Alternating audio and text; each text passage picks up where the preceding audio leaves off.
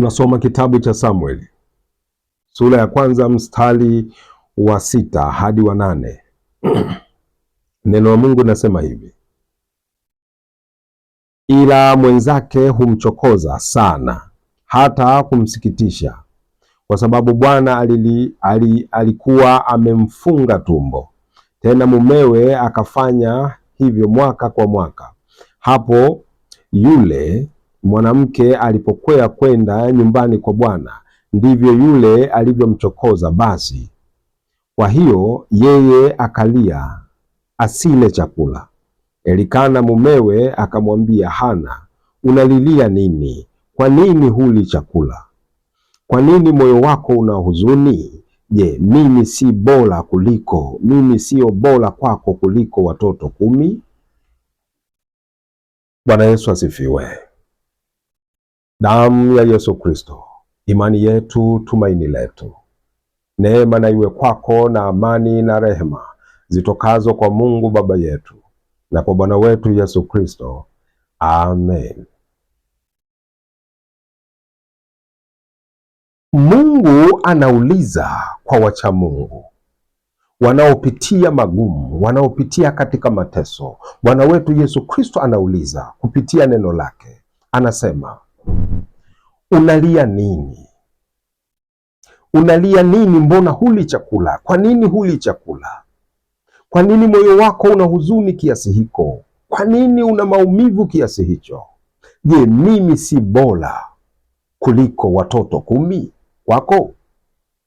Je, kumiliki watoto 10 ni bora zaidi kuliko mimi?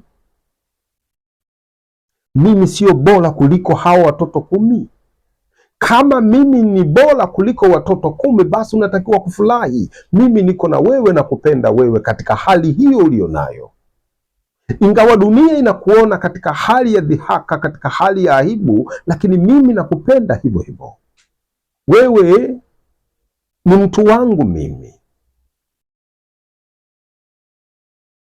Anasema na wacha Mungu. Lazima ujue neno hili. Angalia, kama mtu ataniuliza leo kwamba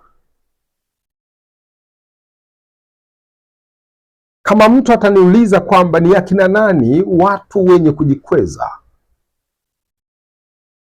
wenye kujivuna, wenye kujisifu wenyewe, wanaodhalau wengine, wanaowadhihaki wengine, wanaowacheka wengine kwa sababu wanajaribiwa, wako katika dhiki, ni akina nani watu wa vita, wanaopenda ugomvi na kufanya vita na wengine, wanaoharibu amani ya watu wengine? Ni watu gani hao? Nitakujibu, ni watu wasio wacha Mungu, ni watu wasio wenye haki. Hawa ndio wenye tabia hii. Ni watu wa vita, ni watu wa fitina, ni watu wenye kuharibu amani ya watu, ni watu wenye kucheka wengine, wenye kusengenya wengine, kudhihaki wengine kwa sababu wanapitia magumu. Hawa watu ndio wenye tabia hii, kwa sababu mwenye haki, mcha Mungu, yeye ana tabia zote za Mungu. Anajifunza siku zote kupitia neno la Mungu, anaishi kwa neno la Mungu, anatatua matatizo yake kwa neno la Mungu. Kila kitu yeye anaangalia Mungu anasema nini katika maisha, ndivyo anavyoishi. Yeye hujifunza kunyenyekea, anajifunza unyenyekevu, anajifunza kunyenyekea na kujishusha. Ana upendo kwa watu wengine, anasamehe watu wengine, anahurumia watu wengine. Katika majaribu yeye ni mvumilivu, anavumilia matusi, matukano ya watu wengine, anasamehe watu hao, anawapenda hata adui wanaomtukana. Wakimlani yeye anabariki, wakimtukana na kumpiga yeye anawaombea kwa Mungu, kwa sababu ndani ya moyo wake anaishi Kristo. Mungu aliye upendo anaishi ndani yake. Kwa hiyo kitu kinachotoka ndani yake ni upendo kwa wengine, uvumilivu, subira, upole, utu wema, fadhila. Huyu ndiye mcha Mungu, ni mtu wa kutafuta amani na watu wengine. Lakini kuna watu wengi hapa duniani, wanadamu wengi wana fedha na mali, wamefanikiwa, maisha yao ni matajiri, wana fedha na mali, wana magari na majumba. Lakini watu hawa ukiwaangalia kwa nje ni kana kwamba wamefanikiwa sana, ndani ya mioyo yao hawana amani. Ingawa wamefanikiwa, ingawa na kila kitu, lakini ndani ya mioyo yao hawana amani, hawana furaha, wana uchungu, tena kiasi cha kusema uchungu wa mauti. Wana maumivu makali, nje wamenona, nje wamestawi, lakini mioyo yao imekonda kiasi cha mauti. Wanamiliki hofu, uadui, chuki. Damu za watu zinalia ndani ya mioyo yao, lakini kwa nje watu wakiwaona ni Wakristo, lakini ni Wakristo pasipo Kristo ndani yao, kwa sababu giza ndilo linalotawala mioyo yao. Wamenona, lakini ndani wanalia. Wanacheka nje, ukiwaona wanacheka, wanafurahi, lakini ndani wanalia. Hawana amani kwa sababu Kristo hayuko ndani yao. Hawaishi kwa neno la Kristo, wala hawajaruhusu Mungu aongoze maisha yao. Hivyo wana matatizo makubwa ndani ya mioyo yao, ingawa na fedha na mali. Lakini kwa mtu yoyote, hata kama ni tajiri, hata kama ni masikini, kama akiwa anaongozwa na Mungu, akiwa anaongozwa na Yesu Kristo, ndani yake ana Kristo, huyo mtu ana amani. Atapenda wengine, atahurumia wengine, atakuwa mvumilivu, ni mtu wa kujishusha, ni mtu wa kutafuta amani na watu wengine, ni mtu wa kuhurumia wengine, kwa sababu Kristo anatawala ndani yake. Yeye anakuwa chini ya Kristo na yeye anaitwa mwana wa Mungu, mcha Mungu. Lakini kama huna Kristo ndani yako, hii ni shida sana. Kama hujaweza kuupata upendo wa Kristo ndani ya moyo wako, hii ni hatari sana kwenye maisha. Tazama, Elikana alikuwa na wanawake wawili, Penina na Hana. Hana ana kila kitu. Hana ana watoto wa kiume, ana watoto wa kike, ana kila kitu, ana nyumba, ana mahali pa kuishi. Ukimtazama kwa nje ana furaha zote, amefanikiwa kila kitu, hana majaribu, lakini ukweli ndani ya moyo wake hana amani, hana furaha. Kwa sababu gani? Hajaweza kuupata upendo wa Bwana wake. Hana upendo wa Bwana wake, hajaweza kuuvuna upendo wa Bwana wake. Ingawa ana kila kitu, ingawa ana watoto wengi kwa Elikana, lakini upendo wa Elikana hajaupata ndani ya moyo wake, kwa sababu maandiko yanasema hivi katika Samueli wa kwanza sura ya kwanza mstari wa 5. Yanasema hivi, tusome mara moja. Neno la Mungu linasema hivi: lakini Hana humpa sehemu mara mbili, maana alimpenda Hana ingawa Bwana alikuwa amemfunga tumbo. Elikana alimpenda Hana zaidi, ingawa Hana ni mgumba, anaumwa, ana tatizo, lakini Hana anapendwa na Elikana bwana wake. Ingawa Hana hana mtoto, hajamzalia mtoto Elikana, lakini Elikana anampenda Hana zaidi. Hana anapendwa na Elikana.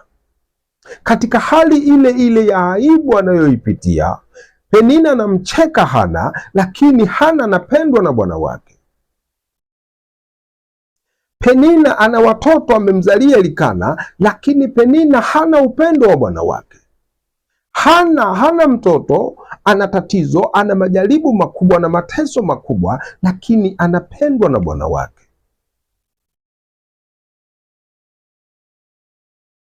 Wewe ukoje? Lazima ujichunguze. Kama una fedha na mali, kama una kila kitu, huumwi, una afya tele, lakini huna Kristo ndani yako, ni hasara, kwa sababu hautakuwa na amani ya kweli ndani ya moyo wako, hautakuwa na furaha ya kweli. Kila kitu kitakuwa ni feki. Bwana wetu Yesu Kristo anauliza, je, mimi si bora kuliko watoto 10 kwako? Inawezekana ni mgonjwa, unaumwa, unafika mahali umechoka, maumivu ni makali, lakini unatakiwa kujua katika hayo mateso unayopitia, ujue Mungu anakupenda. Bwana wetu Yesu Kristo anakupenda. Unaye Bwana wetu Yesu Kristo. Huyo ni zaidi ya homa, huyo zaidi ya mateso. Inawezekana ni mgumba, huzai hata leo hii tangu uolewe. Una aibu nyingi katika jamii, umezungukwa na aibu, umezungukwa na mauti, umezungukwa na kila aina ya matisho, lakini unatakiwa ujue katika hali unayopitia Mungu anakupenda. Unapendwa na Bwana wetu Yesu Kristo kuliko kitu chochote kile. Huyo ndio zaidi ya kila kitu. Unatakiwa kuelewa hivyo. Usikate tamaa kwa sababu ya hayo majaribu, kwa sababu ya hayo maumivu, kwa sababu ya hiyo aibu. Lazima usikilize sauti ya Mungu, anasema, je, mimi si zaidi kwako kuliko watoto 10? Unalia nini? Lazima ubaki na Yesu Kristo. Je, mimi si zaidi ya huo ugonjwa? Mimi si zaidi kwako kuliko huo ugonjwa na hiyo dhiki na hayo mateso na hayo magumu? Bwana wetu Yesu Kristo anakuuliza, lazima ufikiri mara 3. Nani wa kumpenda hapa? Hana, ingawa anapita katika mateso, lakini anapendwa na Bwana wake. Kuliko Penina, ingawa ana kila kitu Penina, lakini hapendwi na Bwana wake, kwa sababu yeye hana upendo wa Bwana wake ndani ya moyo wake. Kwa hiyo yeye anajiongoza mwenyewe. Ndio maana anadhihaka kwa mwenzake, ndio maana anamcheka mwenzake. Kwa sababu gani? Hana upendo ule wa Bwana wake. Kama angekuwa na upendo wa Elikana ndani ya moyo wake, angempenda mwenzake, angemhurumia mwenzake, angemuombea mwenzake, lakini upendo wa Elikana hana ndani ya moyo wake. Hivyo yeye ni mtu wa kudhihaki wengine, ni mtu wa kucheka wengine. Ingawa ana watoto 10, ana watoto wengi wa kike na wa kiume, lakini hana upendo wa Bwana wake. Ni hasara tupu. Hiyo ndiyo hasara. Lazima ujue hali hii. Wewe unapita katika hali gani? Hana watoto kwa Elikana, lakini ana Bwana wake anayempenda. Labda unatakiwa kufikiri hivi, kuna faida gani kama una kila kitu, lakini huna upendo wa Bwana wako mwenye hivyo vitu vyote? Kwa sababu Elikana hapa ni bwana wa wote, ni bwana wa Penina, ni bwana wa Hana, ni bwana wa vitu vyote. Alivyo navyo Penina ni vya huyu Elikana mume wake. Kwa hiyo Elikana ndiyo bwana wa wote na ndiyo bwana mmiliki wa vitu vyote. Sasa kuna faida gani kama ukimiliki vitu vyote vya huyo bwana wako na huna upendo wa bwana wako? Hujaweza kuvuna upendo wa bwana wako ndani ya moyo wako, huna upendo wa bwana wako. Faida iko wapi? Ni hasara. Labda mtu anaweza kaniuliza hivyo, ni hasara gani mtu ataipata kama anakuwa anamiliki kila kitu, lakini hana kabisa upendo wa bwana wake? Na mwingine anaweza kaniuliza, je, kuna faida gani mtu kukosa kila kitu ulimwenguni, akapita katika mateso na majaribu yote, lakini akawa na upendo wa bwana wake, yaani akapendwa na bwana wake? Mimi nitakujibu, na jibu ni hili. Tusome mara moja. Samueli wa kwanza sura ya 8, sura ya kwanza mstari wa 8. Neno la Mungu nasema hivi: Elikana mumewe akamwambia Hana, unalilia nini? Kwa nini huli chakula? Kwa nini moyo wako una huzuni? Je, mimi si bora kwako kuliko watoto 10? Hili ndio jibu langu kwa mtu yeyote anayeniuliza kuna hasara gani kwa mtu anayemiliki vitu vingi akakosa upendo wa Bwana wake, na kuna faida gani mtu akakosa vitu vyote vya dunia lakini akampata Bwana wake? Hili ndio jibu langu. Bwana anasema hivi: kwa nini una huzuni? Kwa nini huli chakula? Kwa nini moyo wako wewe ni wa kulia? Je, mimi Bwana wako Yesu Kristo, mimi Mungu si bora kwako kuliko watoto 10, kuliko fedha na mali, kuliko majumba na magari? Mimi si bora? Kwa mwenye hekima atajua kwamba Kristo ni bora kuliko fedha na mali, kwa sababu unatakiwa kujua, mtu akikwambia chagua moja kati ya hivi vitu viwili, kuna Bwana Yesu Kristo na kuna vitu vyote ambavyo ni vya Yesu Kristo. Fedha na mali, dunia yote ni ya Yesu Kristo. Kwa hiyo mtu akakwambia chagua moja kati ya hiki vitu, je, unachagua nini? Chagua kimoja. Kama unamchagua Yesu Kristo, chagua Yesu Kristo. Kama unachagua vitu, fedha na mali, unachagua vitu vya dunia hii ambavyo vimeumbwa na huyu Bwana wetu Yesu Kristo, chagua moja. Wewe unachagua nini? Mtu mpumbavu atachagua vitu, fedha na mali, majumba na magari, na atamwacha Yesu Kristo. Lakini mtu mwenye hekima ya Mungu ataacha vyote, atamchagua Yesu Kristo Bwana wetu, kwa sababu huyu ukimmiliki ndani ya moyo wako ndio una vitu vyote. Ukiwa unapendwa na Yesu Kristo, basi hivi vitu vyote utavipata kwa wakati wake. Lakini ukawa na vitu hivi lakini ukamkosa Yesu Kristo, ni hasara, havikufikishi popote. Hii ndiyo Elikana Penina anatufundisha. Penina hana bwana wake, hana upendo wa bwana wake, hapendwi na bwana wake kwa tabia zake, lakini anamiliki vyote. Ingawa anamiliki vyote, lakini hana upendo kwa bwana wake. Ndio maana Elikana hakumpenda bwana huyu Penina. Lakini ingawa hana kitu, lakini anapendwa na bwana wake na anampenda bwana wake, amezidi kuvuna moyo wa bwana wake. Elikana yuko ndani ya moyo wa Hana. Mwisho wa siku Hana anamiliki vyote, anapata watoto kutoka kwa Mungu. Ndivyo tunavyofundishwa. Usihangaike sana kwa sababu unaumwa, kwa sababu uko kwenye mateso ya maisha, kwa sababu wa ugumu wa maisha, kwa sababu ya dhiki ya dunia. Kilichokuwa cha msingi hapa ni kumlilia Mungu, kuomba kwa imani, kuliitia jina lake na changamka ndani ya moyo, ukiamini Bwana atakusaidia. Mpende Bwana wetu Yesu Kristo kwa sababu yeye anakupenda. Katika hali hiyo hiyo ulionayo, watu watakucheka wewe ni mgumba, watu watakudhihaki kwa sababu unaumwa, watu watakucheka kwa sababu wewe huna maisha, huna kazi, huna biashara yako haiendi, maisha bado yako chini. Acha watu wafanye wanachokitaka, lakini wewe, jambo la msingi, mpende Yesu Kristo anayekupenda, mpende Mungu aliyekuumba. Utavuna kila kitu, kwa sababu huyo ndio anayemiliki kazi, biashara, uhai, uzima. Atakuponya ugonjwa wako, atakuponya katika hali ngumu, matisho ya mauti atakuponya nayo. Kwa hiyo unatakiwa kujua Yesu Kristo ni bora kuliko kila kitu kinachokupitia maisha yako.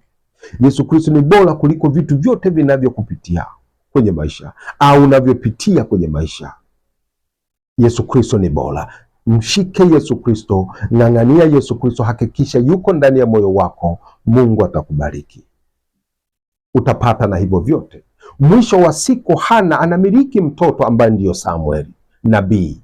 Huyu Penina ana watoto wengi, lakini hakuna anayejulikana ndani ya maandiko matakatifu kwamba huyo mtoto ni nani, alikuwa nani na nani, hajulikani. Hawa ni watu wa mwili, kwa sababu amelisi baraka za mwili, lakini Hana amelisi baraka za roho. Mtoto wa kwanza anayempata ni nabii ambaye ni nabii Samueli. Kama tukimpenda Mungu, tukibaki upande wa Mungu katika dhiki zetu, tukibaki upande wa Mungu katika magonjwa, katika mateso, Mungu atatukumbuka siku moja, atabadilisha maisha yetu, na sisi tutakuwa hatusauliki mbele za Mungu mpaka milele na milele, kwa uzima wa milele. Fanya hivyo, ishi hivyo. Usimchukie Mungu, usikate tamaa, bali zidi kuomba mbele za Mungu. Atakuponya ugonjwa wako, atakuponya na dhiki yako, atakufanyia kila kitu chako. Neema na iwe kwako, na amani na rehema zitokazo kwa Mungu Baba yetu na kwa Bwana wetu Yesu Kristo. Naomba usisahau kusubscribe. Kama umebarikiwa na mahubiri haya na mafundisho haya, Mungu akubariki sana. Naomba usubscribe, ucomment na ulaki pia. Mungu akubariki sana. Amen.